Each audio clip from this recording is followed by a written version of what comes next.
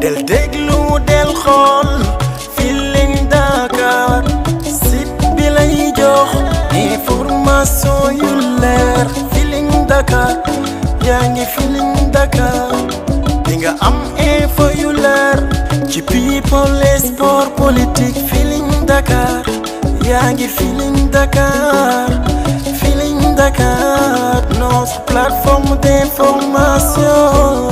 seen émission parole dañuy ñëw jeexal ak li nga xamante ne mooy actualité phare si suñu réewum Sénégal moom mooy rek coowal Miss Sénégal donc nag imam Miss Sénégal li nga xamante ne nekk na organisation bi nga xamante ne chaque année dañ koy amal muy Sénégal ak yeneen i dëkk ak dëkk rek ngir ñu amal ay compétition di xool kan la ñuy jël mu représenter Sénégal ñeneen ñi nee nañ taar la ñuy xool ñeneen ñi naan dañoo war a xool intellect et tout mais lu ci nekk information ba yéen sax ngeen def si ay jéego. mooy Fatima John bi nga xamante ne nee na ab dañ ko ëmbal ba mu am ci doom bu góor bu am 5 mois tax xamul kan mooy papa ji mu mel ne rek ñu ci bëri nee nañ wàllum prostitution déguisée moo nekk ci suufu li nga xamante ne mooy Miss Sénégal donc en analyse rek tey jii nii Miss Sénégal coow li bari na loolu ba yéen def ngeen ci ay jéego. Fatima John dëgg la ñu ngi koy masalu ci nattu bi ko dal. ba Jamra commencé jàmmarloo. ak ñi sooke Miss Sénégal ak Miss Jongama moom juddoogul parce que suñu premier jàmmarloo et les acteurs de la presse de l'époque sont là Ablaye Ndiaga Sylla bu Groupe Sud le doyen Boubacar Diop Mame Less Dia gaañu de l'hebdomadaire satirique indépendant Le Politicien waaye ñeneen ak ñeneen ñu ngi fi yoo xam ne kon 98 moom yàggul fa la ñu am suñu premier bras de fer avec l'initiateur de Miss Jongama ak Miss Sénégal par pudeur morale dañu leb turam exprès ndax génn na àdduna waaye sa naataangoo la mu ngi doon liggéey fii ci RTS nekk un promoteur de spectacle alors dañ ko seeti woon maak Abdoulatif Guèye en 1997-98 une démarche tout à fait amicale mu recevoir ñu ci bureau am et tout Latif ne ko daal saa waay dañ la seet si tey ngir laayee le biir benn information ndax après tout suñu xarit nga ce qui est vrai parce que Jamra bi mu tàmbalee di organiser en partenariat avec le ministère de l'Intérieur la célébration de la semaine nationale de lutte contre la drogue chaque 26 juin décrété par l'ONU journée mondiale de lutte contre la drogue bu ñu waree récompenser xale yi ci poésie yi ñuy def di alerter sur la drogue te jury ndem si yàlla si Jo Wakam jiite ko alors jour de remise de dons yi à Sorano la tu ne ko yow sa bopp yaa ñu daan lijjantil benn équipe de télévision parce que boobu télé yi yëpp newuñu fi woon en 98 y avait que la RTS yaa ñu daan lijjantil une équipe mu ñëw couvrir cérémonie de clôture bi kon vraiment suñu xarit nga kon nag nous devons nous faire le devoir bu ñu gisee luy raam nar a indi gàkk bu rëy ci yow on alerte mu ne lan la ñu daal di ko expliquer ne ko sa staff bii lay géral Miss Jongama ak Miss Sénégal plus d'une trentaine de personnes ay secrétaires ay traducteurs ay lii ay laa am na ci ñaari wëyu nga yëg ko nga ñàkk ko yëg seen métier mooy chaque fois bu cérémonie amee avant pendant et après mooy di jokkalante des kilifa pervers sexuels yoo xam ne dañu xemmam diw wala diw ci candidat Miss nekk intermédiaire entre kiy bëgg ak ki nga xamante ni innocent la moom la ñu visé moom la tubaab di wax macro ñu ne ko loolu la ñuy liggéey d'accord yàq doomu jàmbur yu bari nax nañu leen tëddee leen yàq leen ginnaaw ñooñu ba ñu yombalee kilifa yu ñàkk fayda yooyu la mise en relation Latif ne ko j'irai plus loin ne ko sa édition daaw bi xoolal liste bi ñi participer yëpp xaw ma 30 lañu 40 xaw ma candidat yi waaye di nga ci gis ñaar wala ñett qui ne sont plus au Sénégal ñoom ils ont été cooptés par des proxénètes internationaux ba femmes yi dugg nañu dans un réseau de prostitution de luxe ñaar ñaa ngi dans les Émirats arabes kenn kaa ngi diggante Canada ak Belgique ci ñett ñooñu Latif ne ko am na ci kenn ku tabaxal récemment ay way juróom benn R+1 fii ci Médina yóbbu ndey ja Makka yaay ja Makka avec l'argent de la prostitution mu ne ko nag ñun dañuy xeex loolu. donc dafa nekk loo xam ne dafa yàgg si wàllum organisation Miss. mu ne ko ñun dañuy xeex loolu. waaye comme que suñu waay dañu bëgg yow nga corriger loolu sa bopp. ndax on a le devoir de protéger nos enfants de protéger les jeunes filles. et de ne pas les laisser à la merci. de ces proxénètes et de ces pervers yi di leen bëgg a dugal ci musiba. waaye on s'attendait à ce qu'il nous remercie. mais il a pris ça très mal. indi fa ñaaw njort boo xam ne dënn yi jóg. ba bureau yi dend ak bureau dégg les éclats de voix. le lendemain presse bi affaire bi ébruité wu ci presse bi toute la presse. dëgg la waa ji du journaliste animateur yi. waaye par solidarité de corps parce que c'est seen corporation la bokk. effectivement rek def bloc autour de lui diaboliser Jamra ba mu des Ablaye Ndiaga Sylla je l'ai dit tout à l'heure ba mu des le doyen Boubacar Diop bu promotion. ñun ñu ne dañu doon defar rek on a été mal compris li ci kanam rawul yu bët.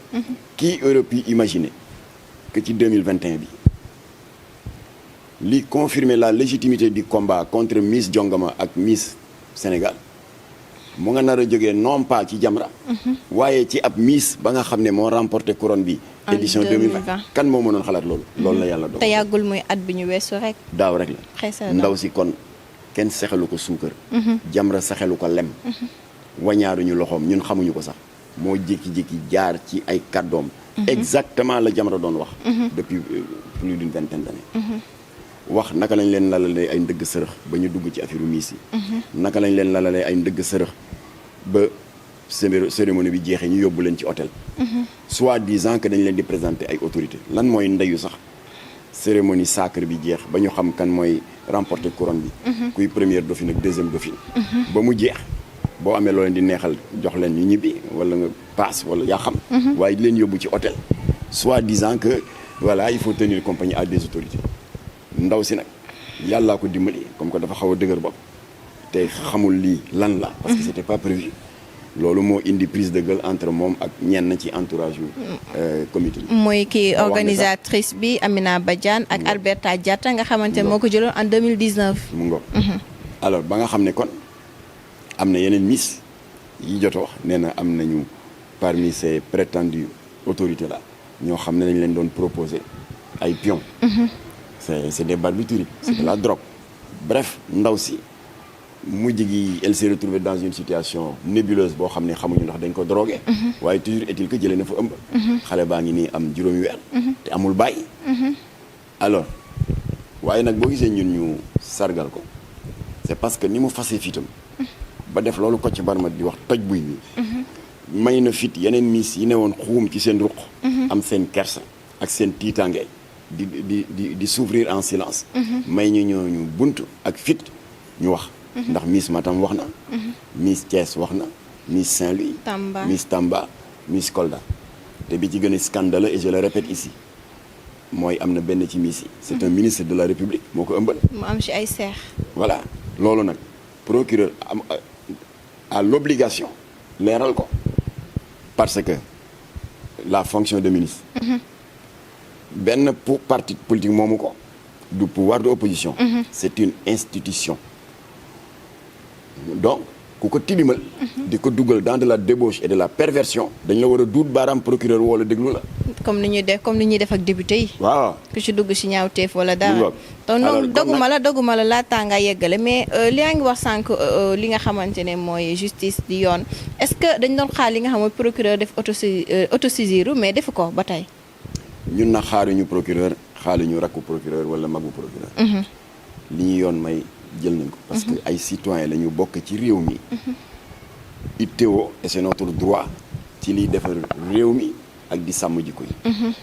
alors moo tax nag ñun fi ñuy amee bunt pour dugg ci dossier bi. ndaw si moo ñu ko may. mooy yow natt yi dal miis yi. te yàlla dogal ci sa kilifteef la leen li dale. mooy Aminata Badiane. waaw. li ñëpp doon séntu ci moom mooy mu am taxawaayu mère de famille. defal leen masalu leen. dem seeti yaayu Fatima Dione. ak li ko dal nu mu méttee. jële ci ëmb doom ji amul bàyyi. jàngam yàqu na ci donc dafa leen waroon defal. au lieu de ça jël combat bi en main. jël combat bi en main. pour ñu xam yan yan prédateur sexuel ñoo leen teg lii. waaye mu toog fële di keex ci réseaux sociaux yi naan ku ñu ëmbal yow la neex alors Jamra ne nag foog ñu jóg parce que ñun dañu toogoon rek di xaar que les choses suivent leur cours normal. alors ba ñu waxtaanee suñu avocat alors nous nous sommes constitués partie civile. daal di defar suñu plainte articulé ko autour de 3 chefs d'inculpation. benn bi moo di apologie du viol parce que réeréwloo mbir ne Jamra liggéey na en étroite collaboration te maa ngi koy remercier au passage Ndeye Amy Sakho bu AJS organisation féminine boobu ñuy wax association des juristes sénégalaises daan na ma informé ci seen xew-xew yu bari ci bari Jamra bokk na ci bi ci gën a fës mooy bi ñu defoon au mois de mai 2019 fii ci place Obélisque fekk ñu ngi jógee ci naxar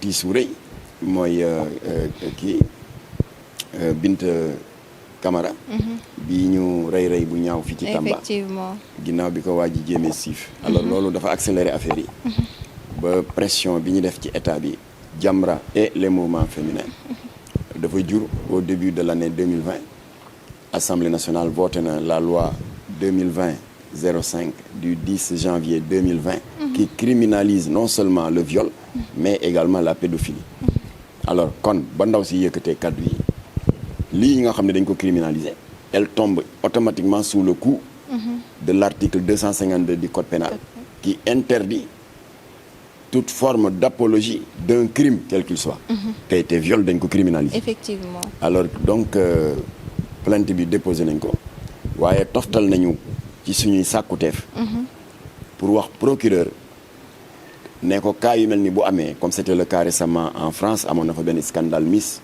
Côte d'Ivoire scandale Miss amoon na fa waaye justice pendant que muy def liggéeyam dafa jël une mesure conservatoire consistant à retirer la licence le temps que justice mën a eggale liggéeyam parce que réeréwloo mbir ne Jamra liggéey na en étroite collaboration te maa ngi koy remercier au passage Ndeye Amy Sakho bu AJS organisation féminine boobu ñuy wax association des juristes sénégalaises daan na ma informé ci seen xew-xew yu bari ci bari Jamra bokk na ci bi ci gën a fës mooy bi ñu defoon au mois de mai 2019 fii ci place Obélisque fekk ñu ngi jógee ci naxar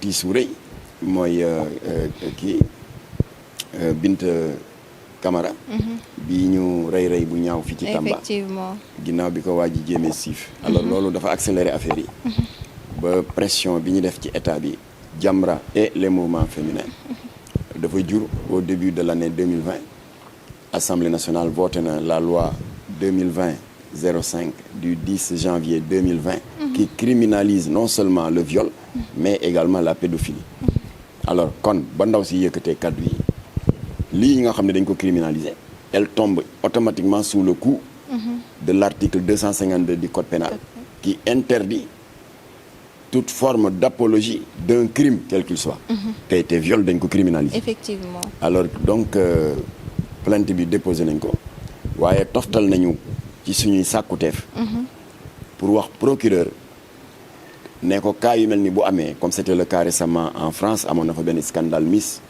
Côte d'Ivoire scandale Miss amoon na fa waaye justice pendant que muy def liggéeyam dafa jël une mesure conservatoire consistant à retirer la licence le temps que justice mën a eggale liggéeyam donc yéen ngeen plainte jeudi bi passé donc le 25 jigéen ñi itam si le mardi bi ñoom it le 23 ñu jug def ay plainte lu ma 300 plainte si ndodd ki nga xamante ne mooy Aminata Badiane mooy l'organisatrice ba mu defee loolu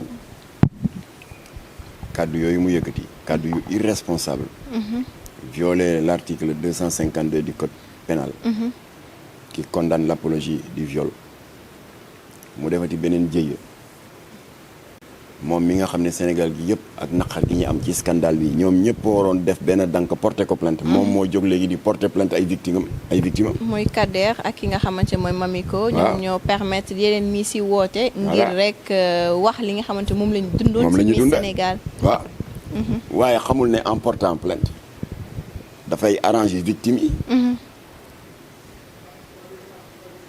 ba noppi faciliter la tâche aux 120 et quelques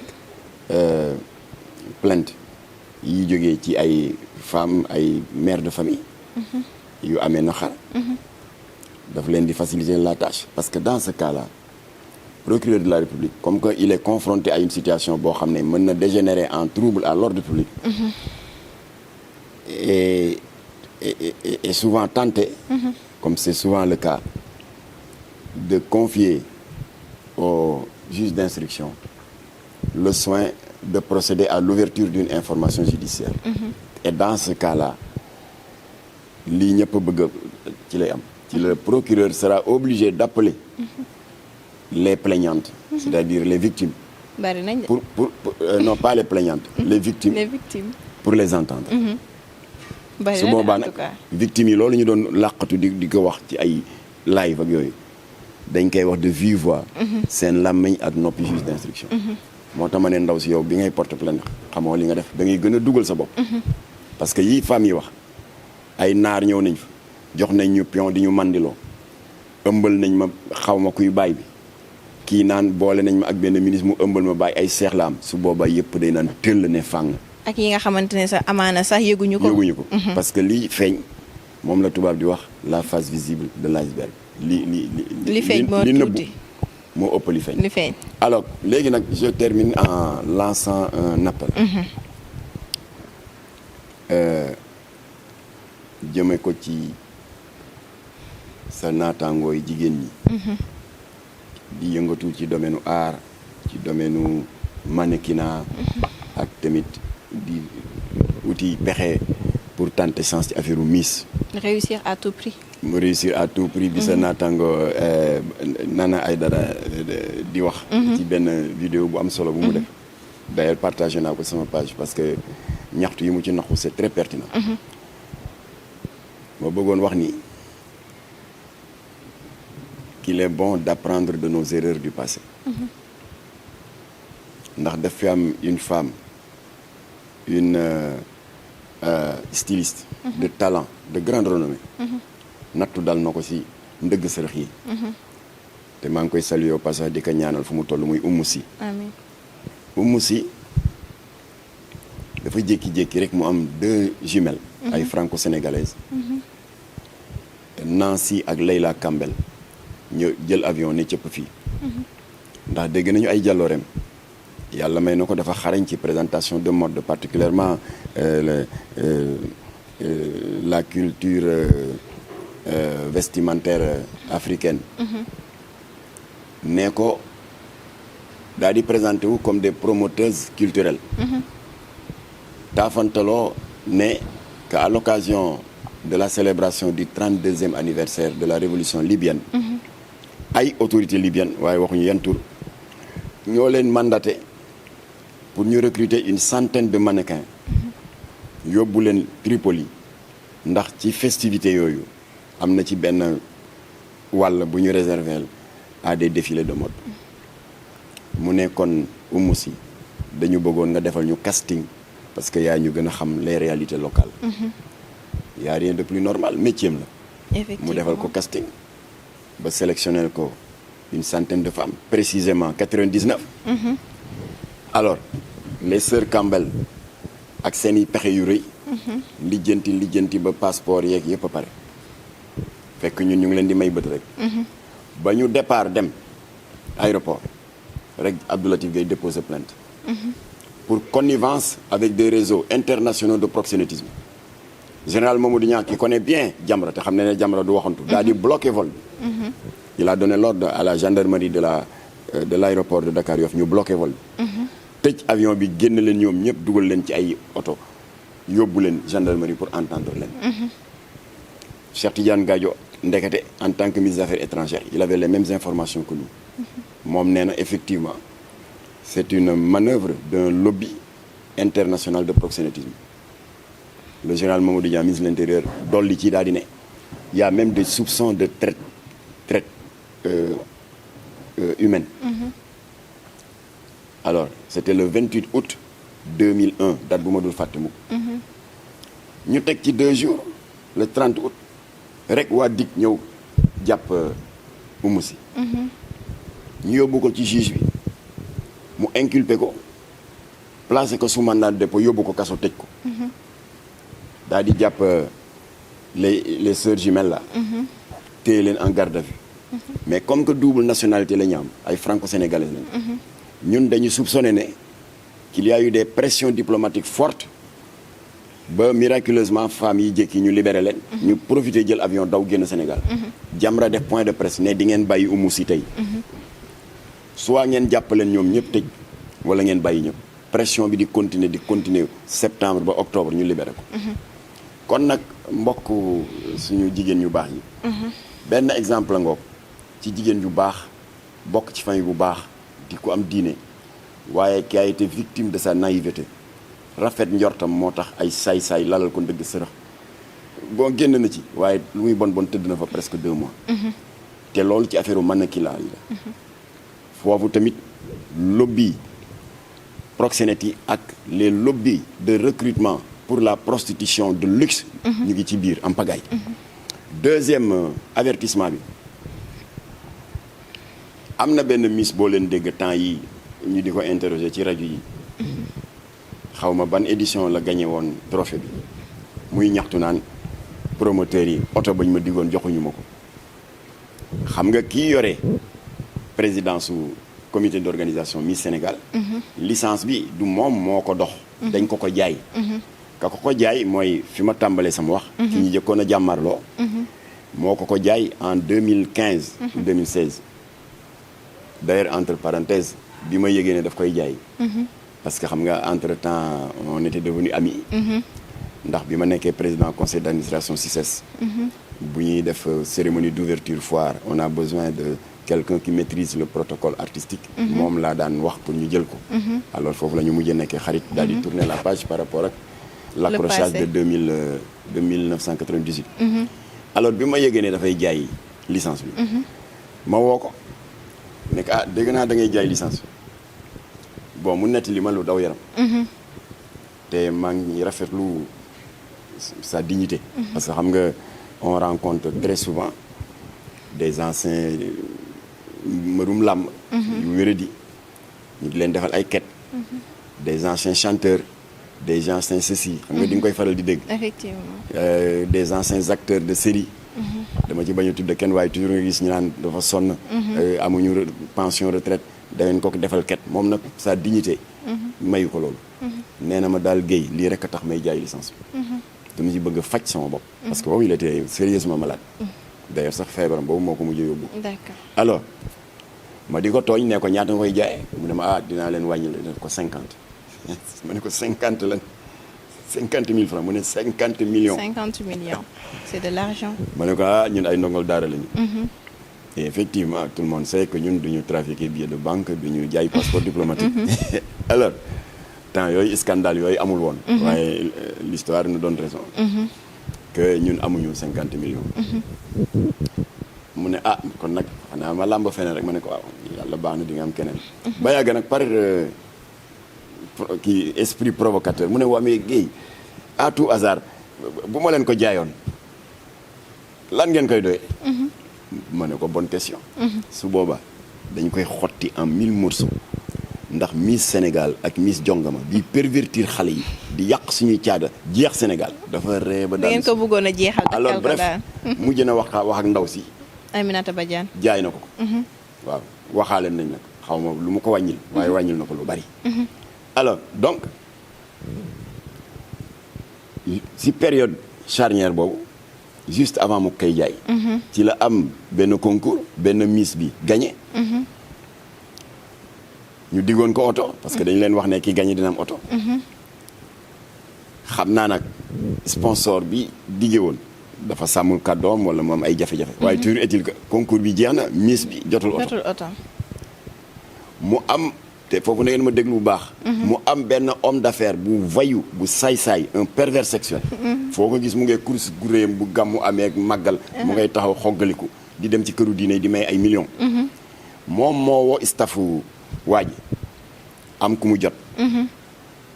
et je salue la pertinence de Tange Tandian parce que gëstu yi mu def. maag moom on a eu les mêmes résultats ndekete moom yëgoon na affaire boobu. dégg naa mu di ci wax ci benn ci émission bi. waa ji jaar ci un élément du staff rapproché nee ko daal xemmem naa daal ndaw si dégg naa ki leen diggoon oto société bi xam naa dafa am problème ba oto bi amul man je m'engage parce que milliardaire la mais voyou je m'engage joxe oto bi mais à condition bu cérémonie de décoration yooyu jeexee ngeen indil man ndaw si Sali ca hôtel Sangam. Macron bi ngay wax sànq mu ñëwaat. moo tax nag bi ma déggee ndaw si temps yi ci rajo waaw oto ba ñu ma diggoon joxuñu ma ko ma ne ko santal yàlla de. boo jotoon oto bi moo doon sa musiba dañ la na doon transformé en objet sexuel alors je termine donc en informant les téléspectateurs de Feeling Dakar. waxtaan naa ak suma doomu ndey Cheikh Oumar Diagne. et je remercie suma doom baay Abdou Karim Gueye xurum xaq dégg naa moom tamit il abonde dans ce même sens waaye waxaguñu maag moom. alors maag Cheikh Oumar Diagne ñu ngi ci ay pexe. organiser fii benn daje bu mag. comme bi ñu defoon contre góor jigéen yi. à la place de la nation. pour que Miss Sénégal Miss Jongama nga xam ne dëppoo la suñu caada ngor bu ko diinu bugg ko. nga xam ne buntu perversion la ak buntu sànq xale yi ak yàq seen njàng. Miss Sénégal Miss Jongama ñu jeexal ko fii ci Sénégal. ñu bàyyi ko Miss si voilà bu ñu demee nag ba dëgmal bés bi ak date bi dinañ leen informer ngeen ñëw yéen ñëpp. ñu jëlee ko fi ndax 98 ba léegi scandale sur scandale. biiral doomu jàmbur yi yàq seen njàng. transformer leen en objet sexuel. et en prostituée de luxe daf fi war a jeex. parce que réew mu Bamba tëdd Maodo tëdd Baye Niass tëdd fii ku ko bëgg a toroxal yaay torox. kon nag yàlla na yàlla daxal. Sénégal seytaane. amiin amiin suñu kilifa diine yi yàlla na suñu borom ñoddi seen i fan te toftal ci wér. amiin amiin yàlla na yàlla def jàmm ci réew mi. amiin te làqal ñu Sénégal fu yàq yeggul. amiin asalaamaaleykum wa rahmatullah. amiin vraiment ñu lay remercier bu baax a baax a baax Papa yombal nga ñu bu baax a baax li nga xamante ne mooy invitation bi à travers Feeling Dakar si émission bi di Parole A ñu dalaloon nag Imam Makhtar Gueye nekk vice-président bu ONG Jamra ñu waxtaan rek si li nga xamante ne mooy actualité waaye rek li nga xamante ne mooy phare di Miss Sénégal gis ngeen li nga xamante ne def na ko comme annonce à travers Feeling Dakar muy cérémonie wala sax événement buñ nar a waajal ngir ñu dakkal li nga xamante ne mooy Miss ak Sénégal ak Miss Jongoma si suñu réewum Sénégal donc ami internaute dañ leen jox rendez-vous très prochainement incha allah si seen émission bii di Parole A mais d'ici là restez en compagnie de nos programmes merci beaucoup. del déglu del xool Feeling Dakar site bi lay jox information yu leer Feeling Dakar yaa ngi Feeling Dakar di nga am info yu leer ci people et sport politique Feeling Dakar yaa ngi Feeling Dakar Feeling Dakar notre plateforme d'information